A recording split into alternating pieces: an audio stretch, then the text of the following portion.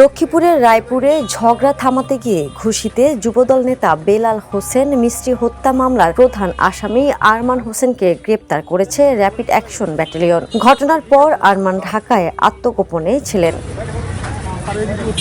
সোমবার সকালে Lakshmipur press club আয়োজিত এক সংবাদ সম্মেলনে এ তথ্য জানান র্যাব ১১ নোয়াখালী ক্যাম্পের কোম্পানি কমান্ডার সহকারী পুলিশ সুপার মিঠুন কুমার কুণ্ডু।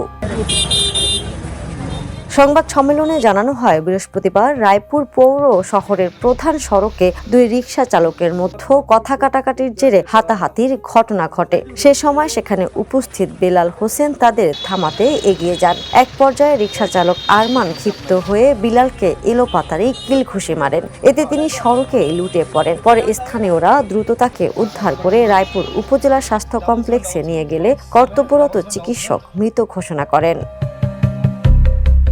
এ ঘটনায় নিহতের স্ত্রী রহিমা আক্তার শিমু বাদী হয়ে আরমান হোসেনকে প্রধান আসামি করে রায়পুর থানায় একটি হত্যা মামলা দায়ের করেন। মামলার পর আসামিকে গ্রেপ্তারে পুলিশের পাশাপাশি র্যাবও ছায়া তদন্ত শুরু করে। বিভিন্ন তথ্যপত্র সংগ্রহের মাধ্যমে জানতে পারি এই ঘাতক আরমান এলাকা ত্যাগ করে আত্মগোপনে চলে গেছে এবং পরবর্তীতে আমরা জানতে পারি সে ঢাকায় কদমতলী এলাকাতে অবস্থান করছে।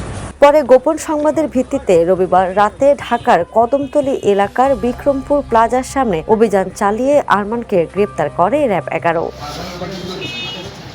র্যাব ১১ সিপিসি ৩ নোয়াখালী ক্যাম্পের কোম্পানি কমান্ডার সহকারী পুলিশ সুপার মিঠুন কুমার কুণ্ডু জানান, গ্রেপ্তার আসামিকে পরবর্তী আইনগত ব্যবস্থার জন্য সংশ্লিষ্ট থানায় হস্তান্তর করা হবে।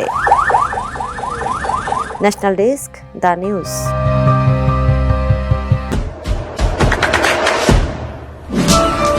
দেশে দেশে সবার সাথে দ্য নিউজ।